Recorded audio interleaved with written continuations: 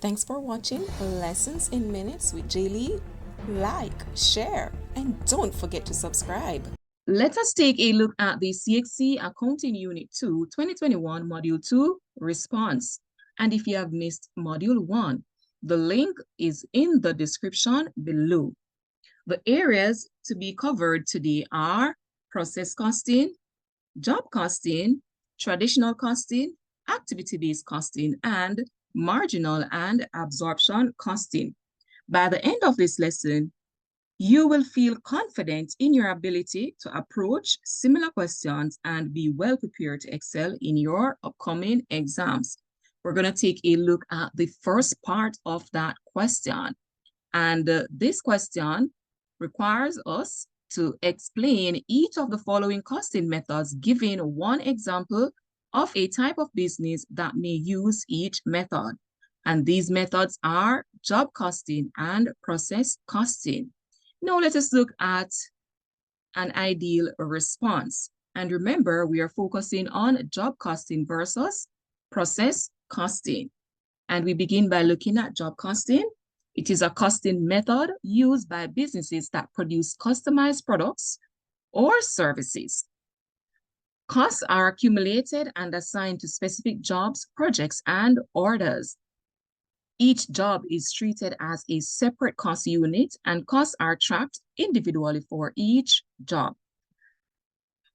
And examples of businesses that use job order costing are a furniture manufacturing company and a construction company. And any other appropriate response will do for this section. Let's take our focus now to process costing. It is a costing method used by businesses that produce standardized or homogeneous products in a large quantity through a continuous production process. Costs are accumulated by process or department rather than by individual units or jobs. And the total costs incurred during a given period are then allocated to units produced within that period. Now, businesses that use process costing are a soft drink manufacturing company and even a bakery. And again, any other appropriate response will do for this section. We're now going to move into the other part of the question. And the question reads, Philips Electrical is an electrical company that engages in the installation and rewiring of commercial buildings. Joan London has recently been hired as the new chief financial officer for the company, which uses a job order costing system. Joan understands that the system utilizes normal costs and that the overhead is applied based on direct labor costs. And I'm sure we're going to come right back to this overhead basis that they use to apply the overhead. And remember, that is direct labor costs. The job order cost sheets for the months of February and March 2021 are shown below. And in brackets, we are told that all figures rounded to the nearest dollar. So we have to bear this in mind when we proceed to do our workings for the question. Now, additional information provided to us is that at month end, these jobs were not completed and we're seeing asterisks. Now, which jobs are not completed? Let us highlight those based on the information that we have. We're seeing that in February, number 1580, job number 1580 as asterisk. So therefore, that job is not completed at the end of February. In March, job 1582 as asterisk. So therefore, this job was not completed in March. Okay, now let's continue to focus on the additional information. Now for the additional information, we are now at the second one, which is overheads are to be applied and recorded in the month of completion. The next item that we have in terms of additional information is that direct materials and direct labor are recorded as incurred. And the final point here is that in addition to new jobs started in March, job number 1580 was continued and completed in that month. So basically, the job from February, which was not completed, is now completed in March. Okay, we are now going to look at what is required of us in terms of the question. And the first part of the question asks us to calculate the predetermined overhead rate used by Philips Electrical. And before we get into that, we are going to take a look at the formula that is used to calculate predetermined overhead rate. And to calculate predetermined overhead rate, it is simply the applied overhead divided by the labor cost. Why are we using the labor cost? We were told in the question that the overhead is applied based on direct labor costs. So we're going to go to the question now to pick up the information that we need to work out that question. So if you notice, there are jobs that were done in February and jobs that were done in March. But for two of those jobs, we do not have the rate that is used to apply the overhead. And we are asked to calculate the overhead applied rate for Philips Electrical. Now, remember earlier you were told that the formula to calculate the predetermined overhead rate is applied overhead divided by the labor cost. But based on this question, which figure are we going to pick up for the applied overhead and the direct labor cost? Now, in terms of the jobs, we have job 1578 with applied overhead and direct labor, 1579, the same, 1581 and 1583. Now, if you pick up for any of those jobs, just choose anyone. Just choose anyone and you'll do your calculation based on that. The one that I'll be choosing is the job 1579. Again, you can use any of the jobs to determine the predetermined overhead rate. Now, in terms of 1579, I am going to pick up the applied overhead, and that will be divided by the direct labor cost. So the applied overhead cost is 1,500 and the direct labor cost is 1,200. I'm going to use those to ascertain the predetermined overhead rate. And bear in mind, again, any of the job that you choose will give you the same rate. So I'll be doing 1579. So you can pick up the figure relating to any other and to determine if it is that you actually get that particular rate. And the calculation is 1,500 divided by 1,200, and the rate is $1.25. So that is the predetermined overhead rate, and that is based on the labor cost. So $1.25. We are now going to move into the other part of the question.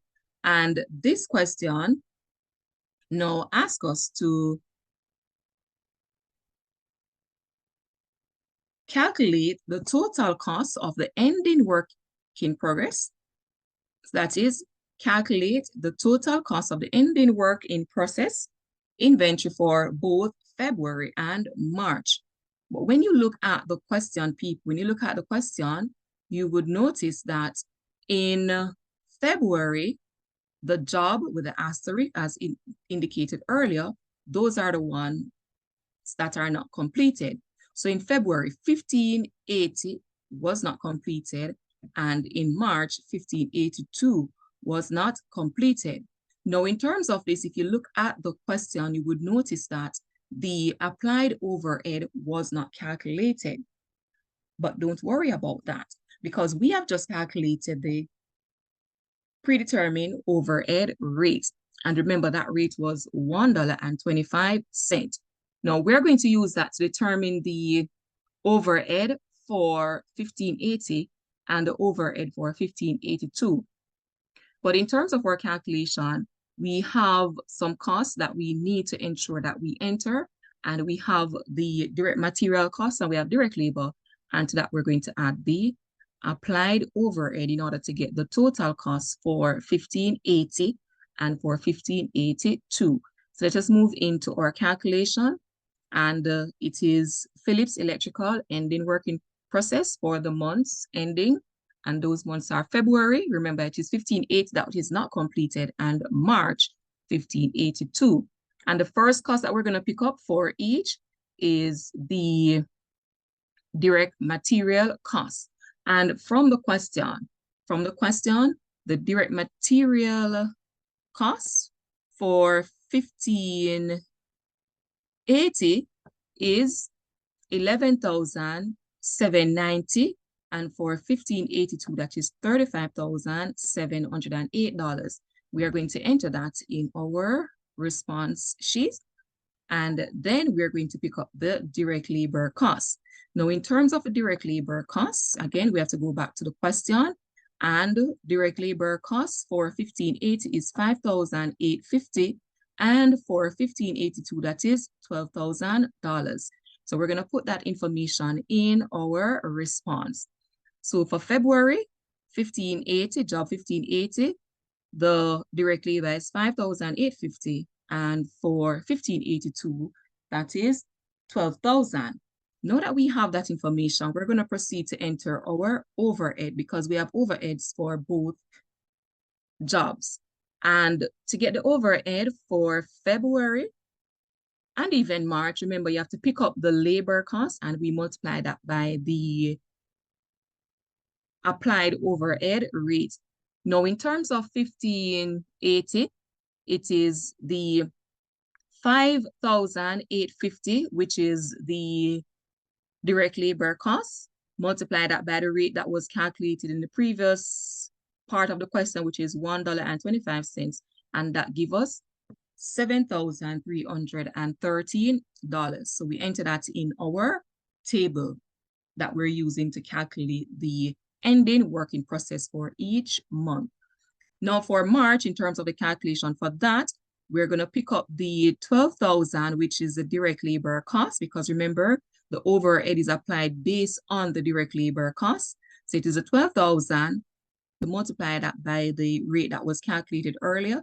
Just a reminder that the rate is $1.25. So we are going to use that to proceed to do our calculation. So again, 1582 is 12,000 multiplied by that rate of $1.25, and that gives us $15,000. Now let's enter that, and having all that information, we're now able to determine the cost of ending working process for each month. And for February, we're adding the direct material, the direct labor, and the overhead costs, and that gives us a total of $24,953. While for March, having added the direct material, direct labor, and overheads together, we get a total of $62,708. So remember that our ending working process for February is $24,953, while for March, the cost associated with that job so far is $62,708. And we are going to proceed to the next part of the question. And that part of the question asks us to calculate the total prime cost incurred during the month of March. And bear in mind that you're utilizing your manufacturing account knowledge. In order for you to calculate prime cost, remember your prime cost is a total of your direct cost. Now, for the month of March, we're going to look at that question to determine what information we have in terms of direct costs. And for March, if you look at the information presented in the table, in the question, we have job 1581, 1582, and 1583. We have direct material costs, and we have direct labor costs. So we need to ascertain the total of those to give us the prime cost. So we are going to proceed to start our workings. And remember, we're calculating for Philips Electrical prime cost for the month of March ending 2021. So here we go. We begin with the direct material, and we have for job 1581. Let us pick up the exact figure from the question 1581. We have direct material cost of $450. We're going to enter that in our response. So 1581, direct material cost $450. Going back to the question, we are going to pick up for $1,582, the direct material cost, and that is $35,708. And let us enter that in our response. 1,582, the amount is 35,708. And we're going to pick up for the next job, which is 1,583. And the amount incurred for direct material is $9,375. So let's input that in our workings. And that gives us a total direct material cost of $45,533, having added the $450 for 1,581. For job 1,582, remember that was $35,708. And for job 1,583, that is $9,375. Now that we have our direct material, we're going to pick up our direct labor costs. And we have direct labor for 1,581, 1,582, and 1,583. But we have to go back to our question to pick up that information. So for 1,581, it is $150. 1,582, that is 12,000, and for 1,583, that is 3,500. We're going to enter that in our workings and then do our calculation. So 1,581, remember that is 150, 1,582 is 12,000, and 1,583 is 3,500. That gives us a total direct labor of 15,650. Now that we have our direct costs, we are going to add them together to get our prime cost, which is $61,183. Okay, moving on to the next part of the question. And that asks us to, let's look at it, which is part 4 of the question, to calculate the cost of goods manufactured for the month of March.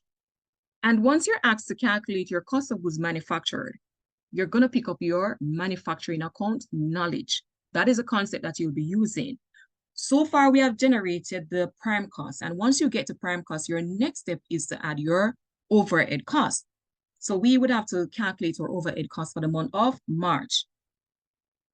Our next step is to add our opening working process. And yes, we do have opening working process. We're in the month of March, but there was a particular job, which is job 1,580, that was not completed at the end of February. So it becomes the opening working process at the beginning of March.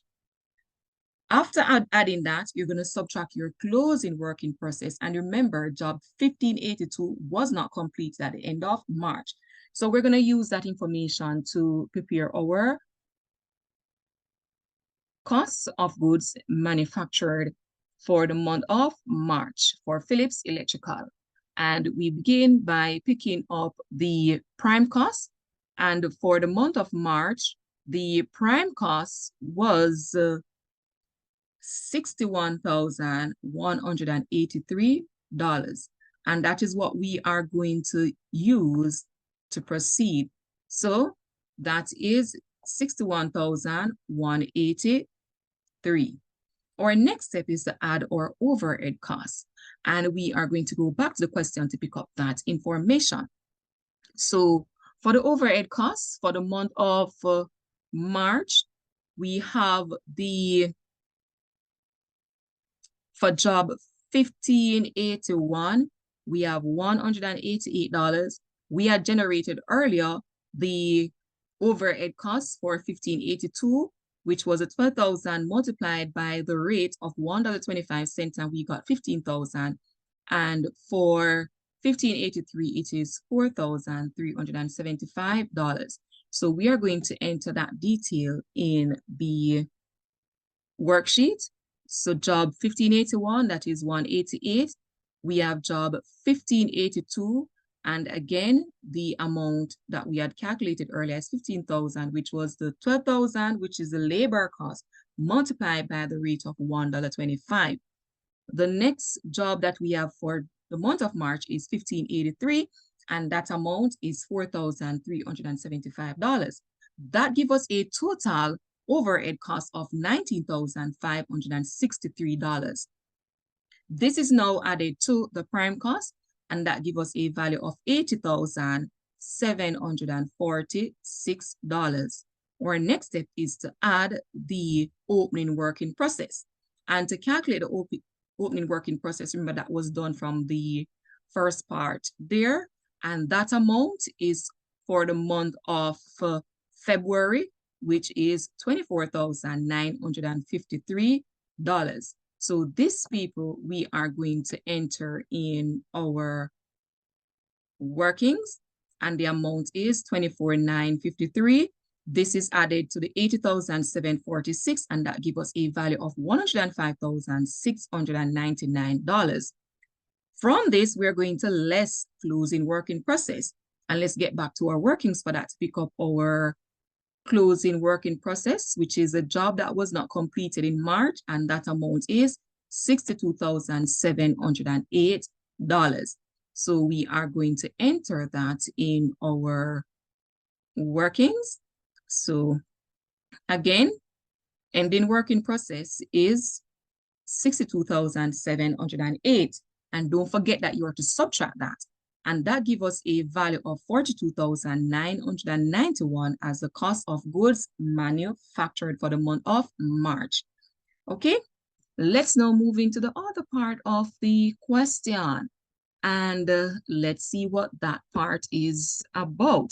So we are finished with part B of the question, and we're now on to part C.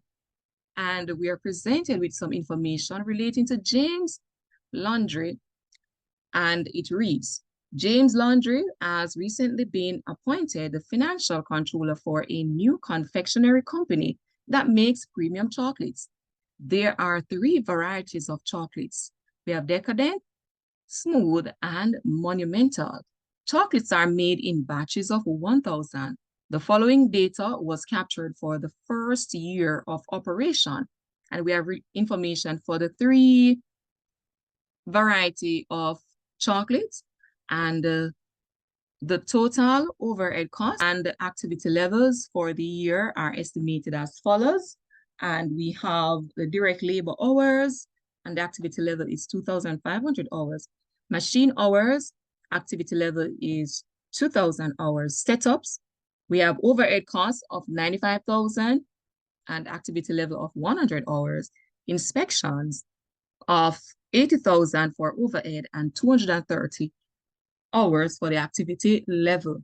And we are asked to calculate for the first part here, calculate the cost per unit of each of the following chocolate varieties using the traditional costing system. So we are calculating for Decadent and Monumental. Now, in terms of this, we need to pick up the cost relating to the Decadent and Monumental. So let us move into preparing the response for that. So we need a column for Decadent and a column for Monumental, just to make our calculation run smoothly instead of rewriting the details more than once. They're sharing the same details, so we'll just use a table for that. Not saying that you can't use it and you rewrite your details as you go along. So let us begin. We're going to pick up the cost we're calculating the cost per unit. Remember, we're asked to calculate the cost per unit. So we're going to pick up first the direct material. And the direct material for Decadent is $9. $9 for that. And for this Monumental, let's pick up the $8 and then we enter that.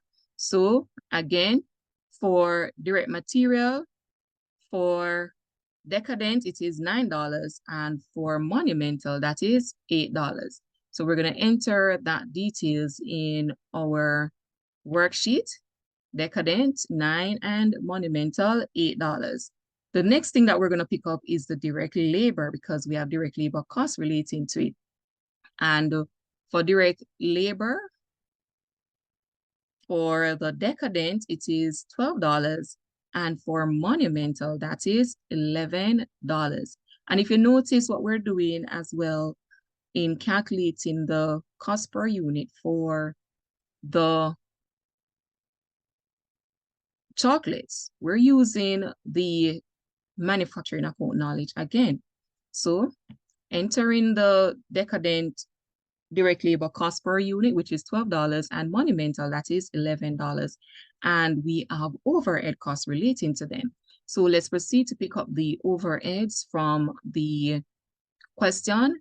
And bear in mind that we're presented with key details, overhead costs based on direct materials. And beside that, you're seeing the traditional method because the cost was already assigned to the chocolates. And for Decadent, it is $11.25, while for the Monumental, that is $10. And we are going to proceed to enter that and then ascertain the cost per unit for each. Decadent is $11.25, while for Monumental, that is $10, and the total cost per unit for Decadent is $32.25, having added the direct material, direct labor, and overhead cost. For Monumental, it is $8 plus $11 plus $10, and that gives us a total of $29 for the cost per unit for each variety of chocolate. And remember, you pick up your direct material cost, direct labor, and overhead cost to determine the cost per unit based on the question. And that was your manufacturing account knowledge again in motion. Let us move into the other part of the question. And that part, as we can see, will be pulling on our knowledge in calculating cost driver rate. Let's see what this question is about. So for this part of the question, you're asked to determine the cost driver rate for setups and for inspection. Again, determine the activity cost driver rate for setup costs and inspection costs.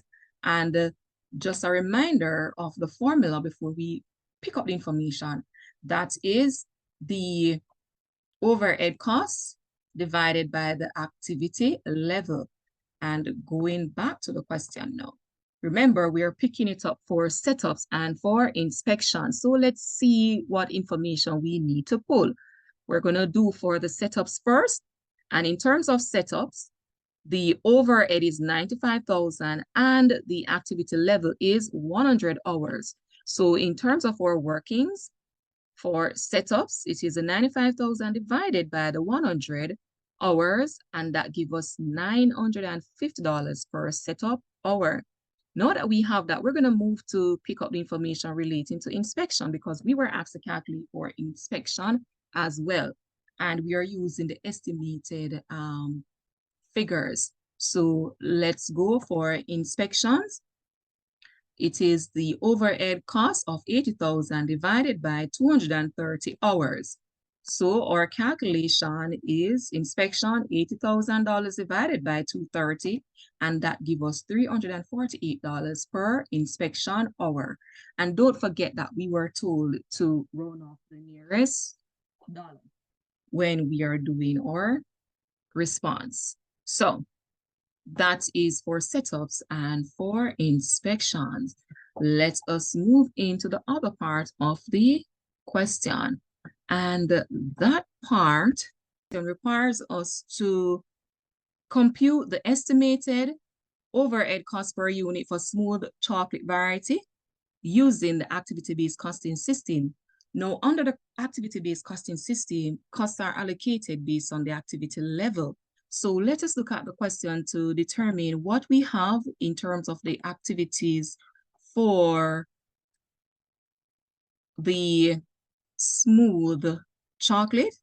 And we have machine hours. So once you see machine hours, you know that the machining there is a part of the overhead. We have setups and we have inspections. But in terms of machining, the overhead cost was not ascertained. So we have to proceed to do that. We know the activity level, but we do not have the overhead cost that we can use to calculate the rate in order to determine the overhead cost as it relates to machining.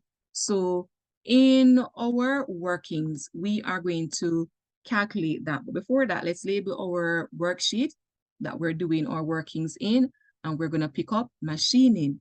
Now for the machining, we have to determine the activity rate for that, because remember, that was not provided. But also the overhead as it relates to machining was not provided. So we have to proceed to calculate that.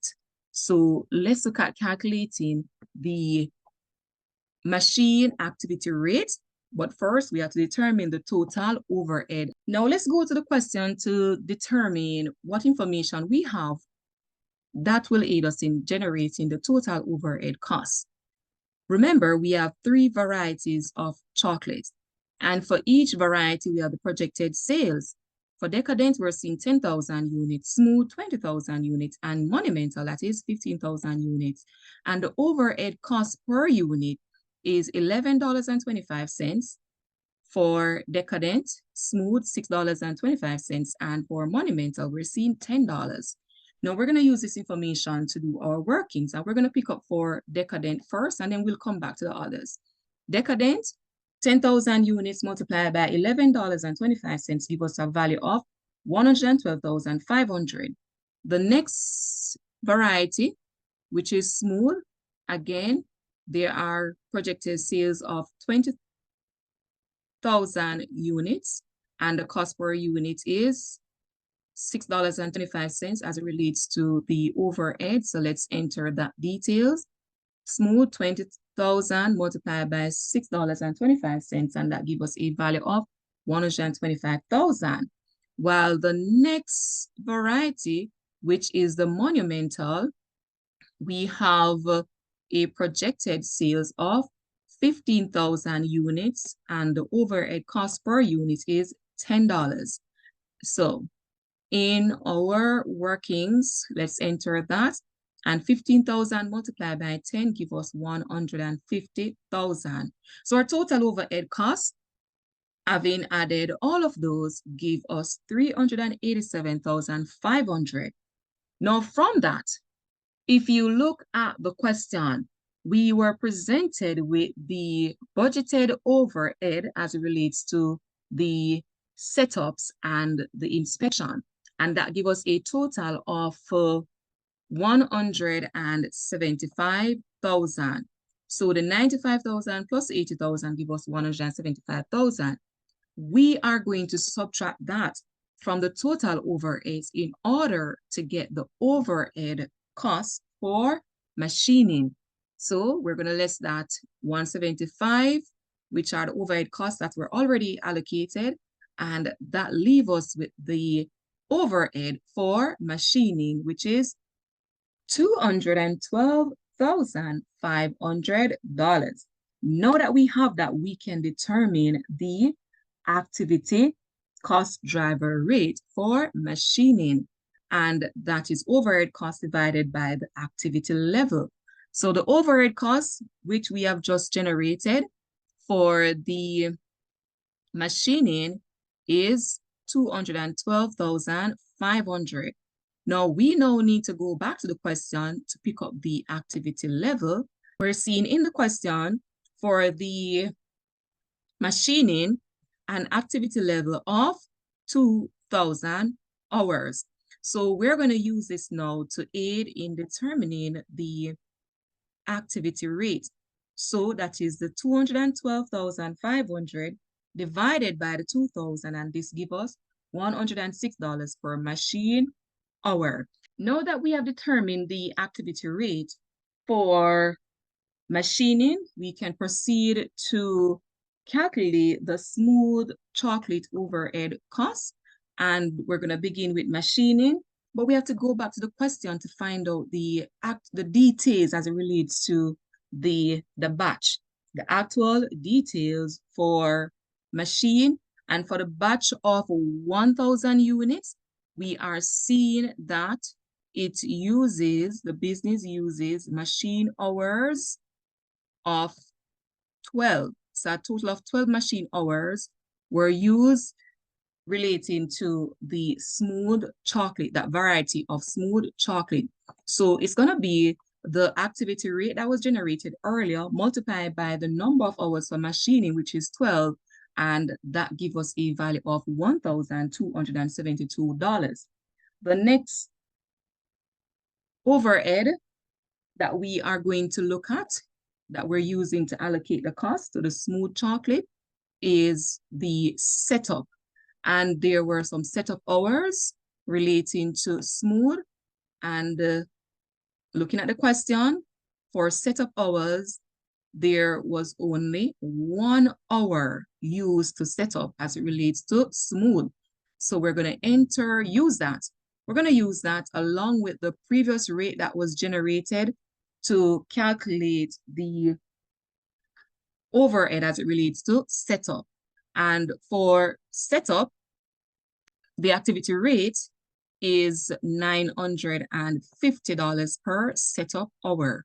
So we are going to use that along with the number of hours to determine the overhead costs for setup.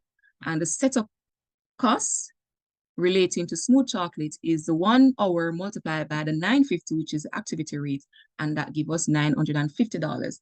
And the next item is inspection. Now for inspection, going back to the question, how many hours were used as it relates to smooth?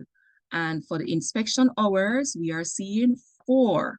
4 hours were utilized to inspect the smooth chocolate, and the 4 there will be multiplied by the activity rate, which was generated in the previous workings, and that is a value of $348 per inspection hour. So we're going to proceed to enter that. And the information that we're going to record for inspection, 4 hours multiplied by the $348, and that gives us $1,392. We're now going to add up those to get the overhead cost using the activity-based costing for smooth chocolate. And that is a total of $3,614. But remember, we were asked, let me take you back to the question. We were asked to calculate the cost, and this information is important. I'm going to highlight it, the cost per unit, the cost per unit. But what we have calculated so far is the total overhead cost, and we want to know the overhead cost per unit. So we're going to pick up this value, which is the total overhead, and we're going to divide that by the number of units as it relates to the smooth chocolate. And remember, it is done based on batches of 1,000. So our calculation is cost per unit of smooth is equal to the total overhead of 3,614, and that is divided by the total number of units, which is 1,000, and that gives us a value of $4. Why $4? We were asked to round off the nearest dollar, okay? And remember, why did we use this 1,000? We use the 1,000 because that is the actual number of units. So we divide the cost, the total overhead cost, by the number of units, and that gives us $4. In fact, it would be $3.61, but we were asked to round off to the nearest dollar. And that basically takes us to the end of that part of the question. We're going to move into the final part of that question, and we are asked to complete each of the following sentences by writing the appropriate clauses labeled A to E in your answer booklet. And we have for A, releasing some fixed manufacturing overhead costs from inventory. B, a period cost under variable costing. C, production is equal to sales. D, production is less than sales. And E, production is greater than sales. And we begin with the first one.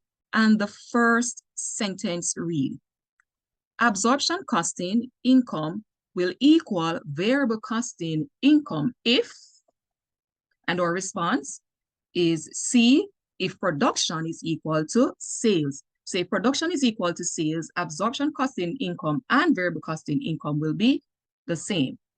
Next, absorption costing expenses all of the current period fixed overhead costs, as well as, and our response is A, releasing some fixed manufacturing overhead costs from inventory. So absorption costing expenses all of the current period fixed overhead costs, as well as releasing some fixed manufacturing overhead costs from inventory.